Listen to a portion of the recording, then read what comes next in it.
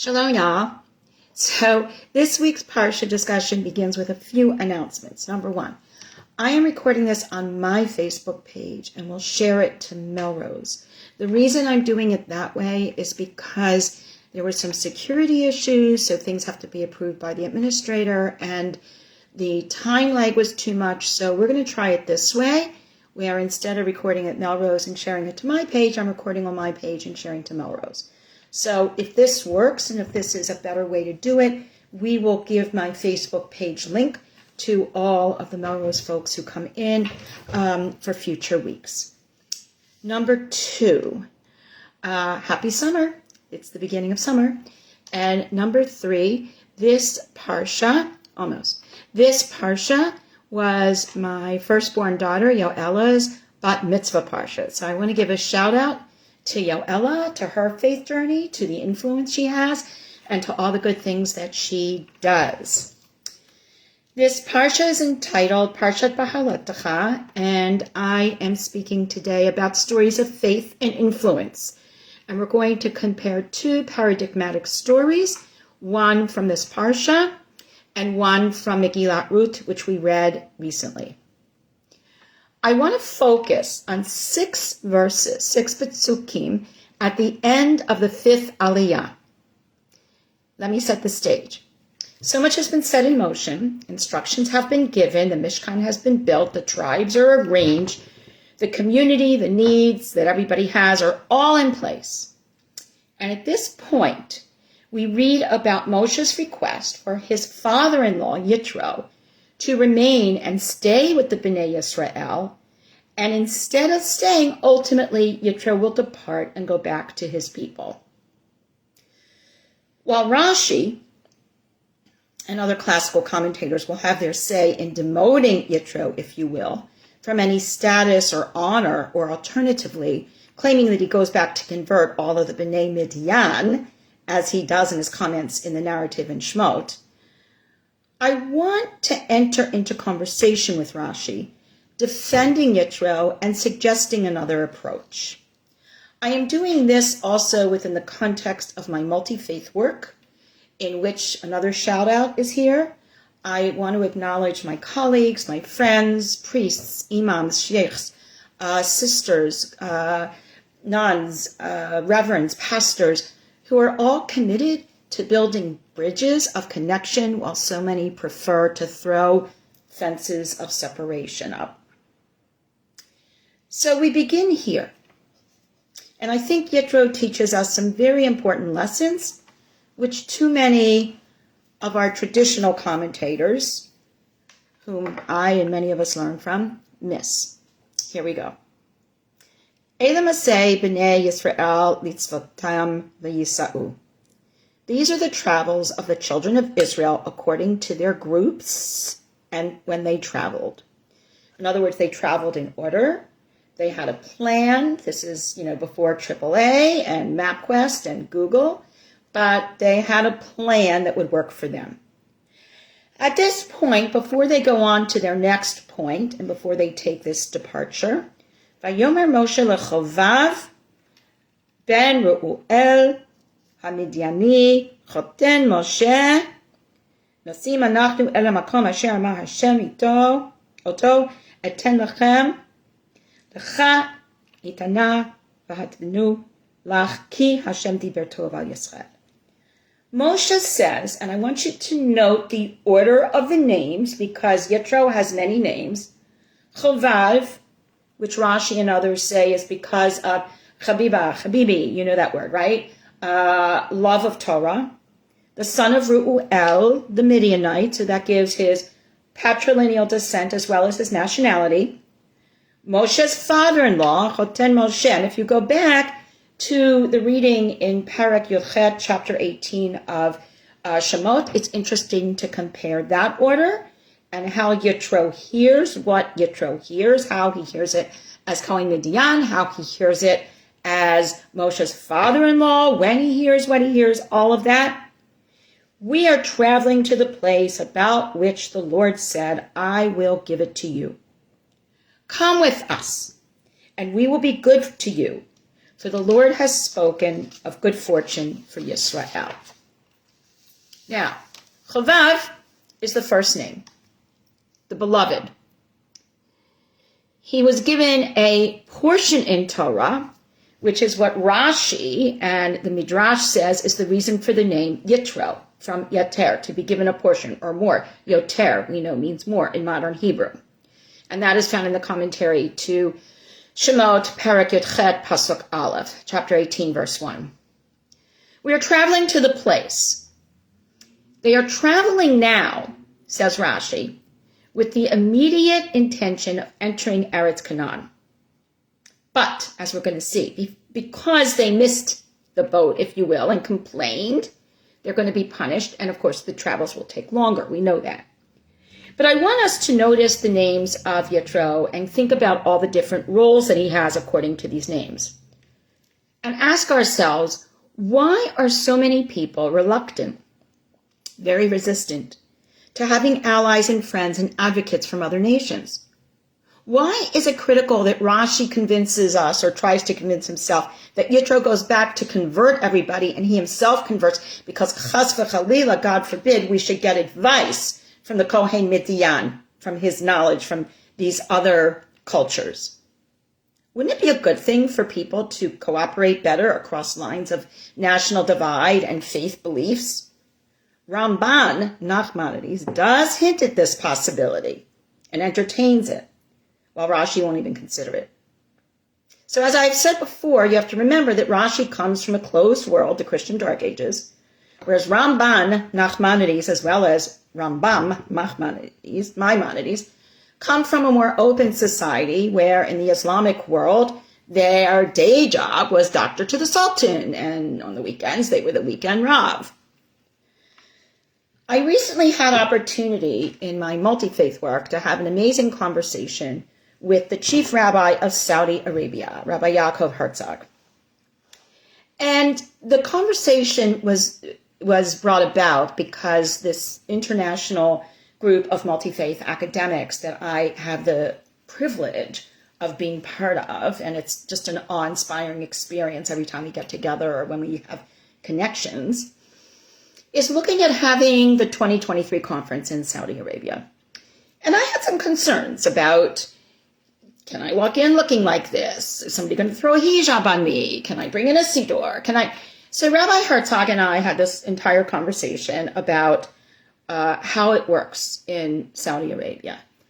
And he was talking about his relationship with the king, with the sultan. And he indicated that there's a mezuzah on the Chabad Center, that they do have services, that things have opened up, that there's cooperation. Now, that's not to say that there's agreement about everything, and that's not to say that there even is approval of everything. But if we can find a place to meet, I want you to hear that, guys. Saudi Arabia is not exactly high on the list of countries that are the most accepting and welcoming of all different peoples. And there's a Chabad Center there that's active, visible. They do kosher catering at the Ritz-Carlton and at the Four Seasons. These things can only happen if we cross our lines of national, ethnic, and religious identity and not ignore the other, not ignore those teachings, but understand them, respect them, give them honor, and then figure out where we can go and work together. I think that is the lesson of Yitro, if we don't assume that he converted or that he went back to convert everybody else. Yitro says to Moshe, verse 30, Vayomer elav lo elech ki im el artzi ve'al moladati yelech. I am not going to come with you because I'm going to now go back to my land, to my birthplace. Al beit avi, if you will, to the house of my father. Remember chapter 12, the beginning of Lech Lecha, of Bereshit? Lech Lecha me'artecha mi'moladecha mi'beit avicha, God says to Moshe, to Abraham, sorry. Leave your land, leave your birthplace, leave your father's house. Yitro here is saying the opposite. I'm going back to my land. I'm going back to my birthplace. Abraham leaves all, and we go, yay!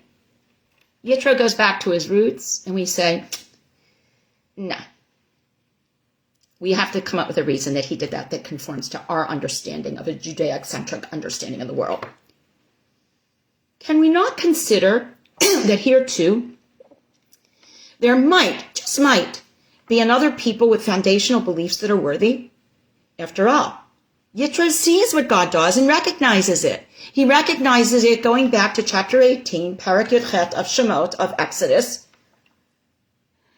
when he knows very well as Kohen Midian, as the priest of Midian, what's going on with the Mitzrayim, with the Egyptians, the big boys on the block.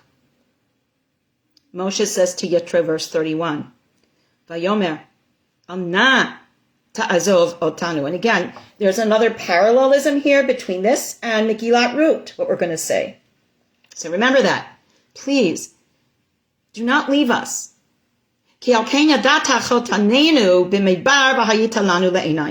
Because you are familiar with our encampments in the desert, and you have been and need to continue to be our guide. Please don't leave us. Nah, the word is an expression of a request.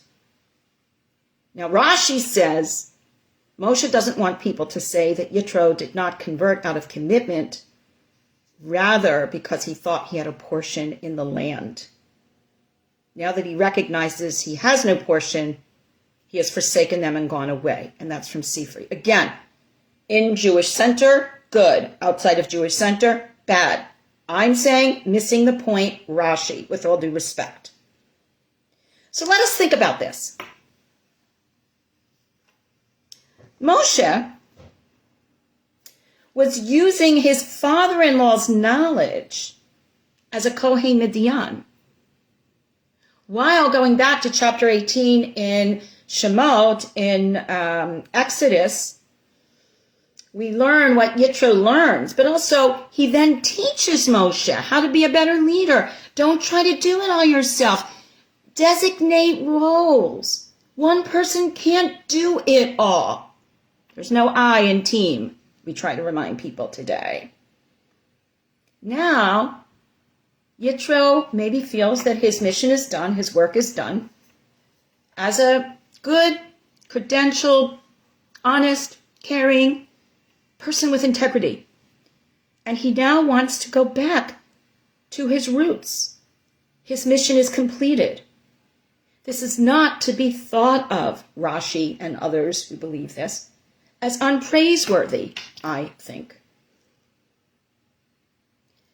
Moshe continues, as according to Rashi, and says, well, you're familiar with us. You know how we work. So my point is to say, instead of looking at Yitro's motivation for leaving, why don't we look at Moshe's motivation for him wanting to stay? Is it selfish? Does Moshe have to grow up? Does he have to let go of his blankie, so to speak? Does Moshe need to continue on his own and craft his own role as a leader without Yitro? And is it a chesed? Is it a kindness? Yitro saying, much like the teacher, I have taught you everything. Now you're on your own. Go learn. Go do. Go lead. What is Moshe trying to do here? For whose benefit? What insight do we have here to his relationship with Yitro? And what is the primary motivator for this relationship? Is it love, which often is a marker for a relationship to last, as opposed to a very specific thing I need from you, and once I don't need that anymore, the relationship is done? Or I keep using you and taking everything out of you, subjecting it to my needs? Let's pause for a moment, leave the gentleman on the side, and now we're going to go to the second story, Ruth and Naomi. We read in Megillat Rut.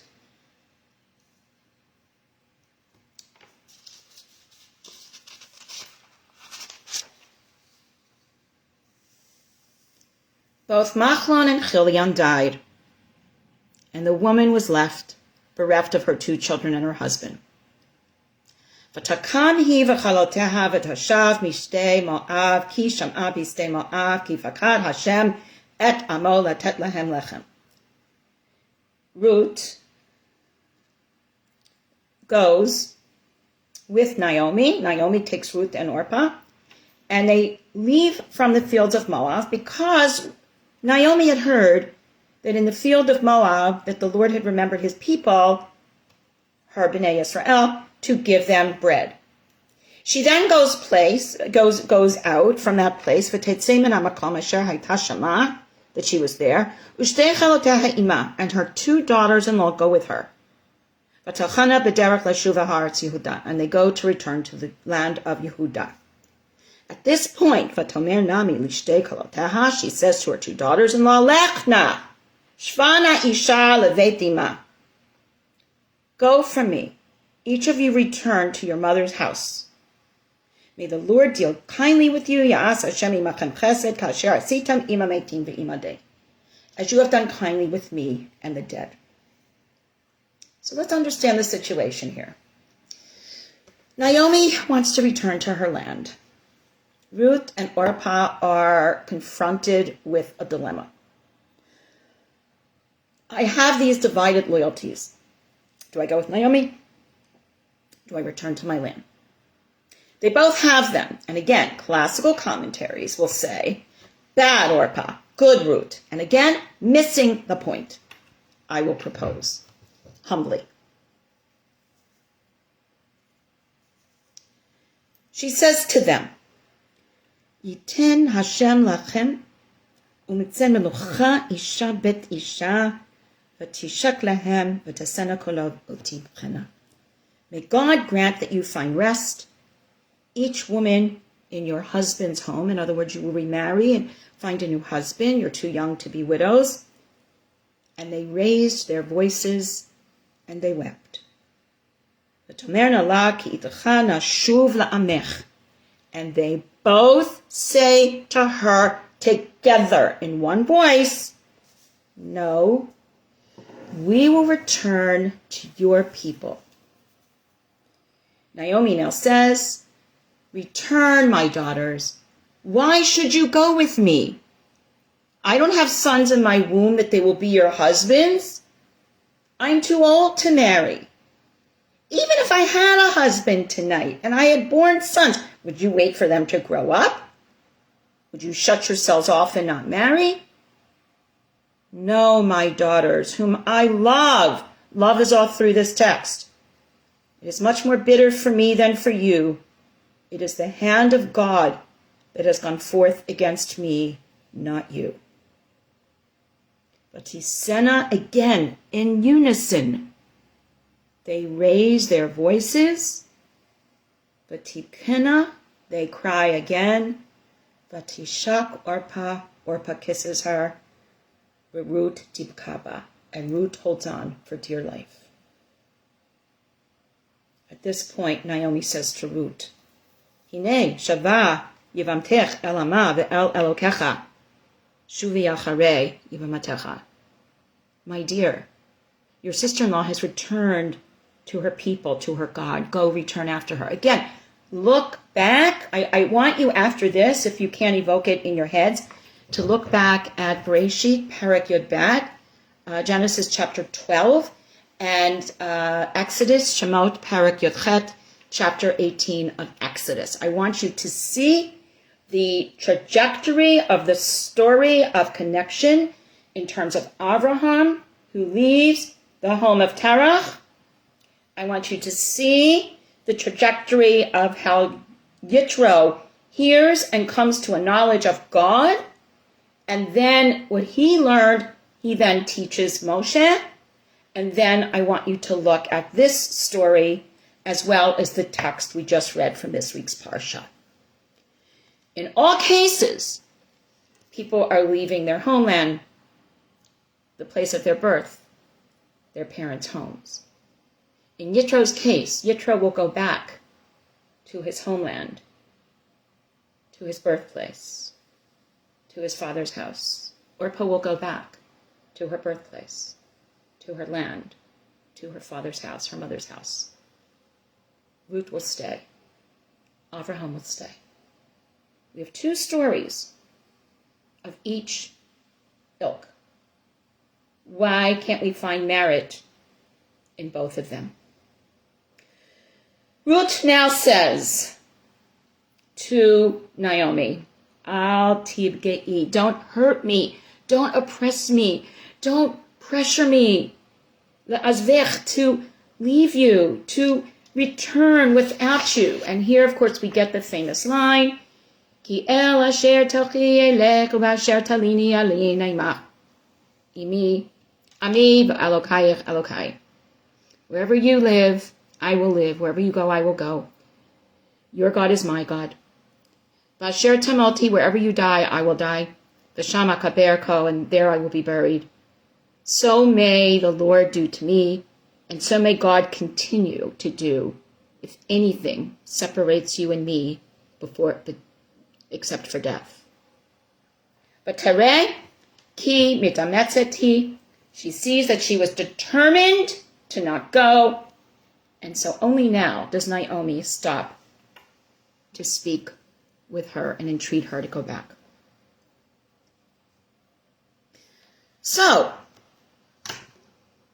as I said, we have those who go, yay, Ruth, yay, Abraham, boo, Orpah, boo, Yitro. Missing the point. Orpah had loyalties to her people. Yitro had loyalties to his people. Why do we fault them for that?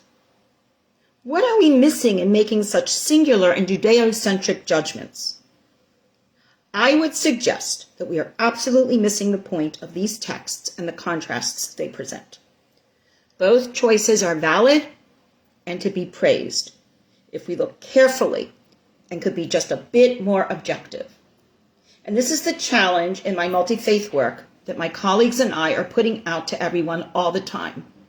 Stop retreating into your corner in the face of the political divide and the religious hatred and the ethnic conflict and everything else that's going on in this world. We need to join arms. We need to show each other that we learn from each other, that we show each other and teach each other, that ultimately, all together, we are so much more than the individual parts which make up the sum. Further, any culture, any religion, any nationality that says we're the best. We did it on our own. No influences from others. Look at the study of languages. Not so. Look at architecture. Not so. Look at foods. Not so. Look at belief systems. Not so. Both choices here, to return to one's home that one loves and one cares about. Imagine Yitro going back and sharing with his people what he learned about the Jews. In my work in Israel, with Israelis and Palestinians and Arabs and Jews and Muslims and Christians, the life-changing moment is when somebody meets one singular person from the group that they so-called think they hate, and everything changes for them. Oh, you're not what I thought you were. Of course not. Because we're only hearing from the extremists out there. We're not giving voice to the honest, good people, to the Orpahs, to the Yitros. We're not paying attention to them. Both choices are valid and to be praised. To go back to one's roots and to stay with one's new home. Further, it must be noted that in one text, we are looking at a male partnership. And I say this hesitantly because I teach about the many different genders on the continuum. But that being said, there are differences to be observed. And that partnership is almost typically, and again, forgive me for saying this, but typically task-oriented male, work relationship, if you will. And it's a different motivation than what exists between the women. Yitro is pulled in because Yitro sees what God has done as Kohen Midian, as the priest of Midian. He's impressed that God can stick it to Pharaoh and stick it to the Egyptians. Ruth and Naomi and Orpah share loss. They mourn together. They process together. They try to reboot their lives together. Very different context for relationships. One might be thought to be more practical, detail, mission-based, and the other more raw, emotional attachment and loyalty. Again, both have purpose, and both are legitimate options, objectively speaking. I personally have worked with people who have converted to Judaism. I teach them, I prepare them for the Beit Din, I work with rabbis in cooperation. I've done this for decades. And I've been present at weddings of these recent converts and Jews. I make it a point at these events to always interact with and stand by the parents of the child who has converted out of their faith origin. And I ask them to tell me the backstory of their family's faith and their child's faith. And I try to get them to understand if they are in pain, and they often are, that perhaps the child has not rejected their upbringing, but what decision has been made is an outgrowth of that upbringing. This is particularly meaningful in the Orthodox world, where most of my involvement in this area occurs, because we do not convert for purposes of marriage or any other means. In fact, we make it very, very difficult. And there's a reason for that, not to be a pain in the neck, but there are legitimate reasons.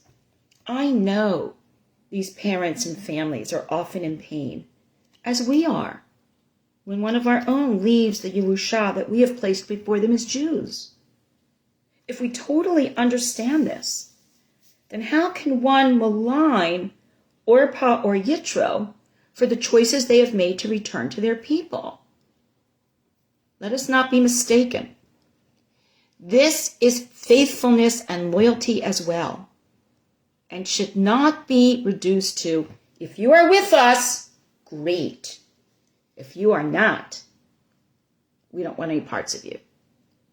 This totally misses the point of what we are observing, I believe, in these narratives. These people were kind and provided support in respectful and caring ways to the members of Bnei Yisrael. And then they each, Orpah and Yitro in turn, want to return to their origins.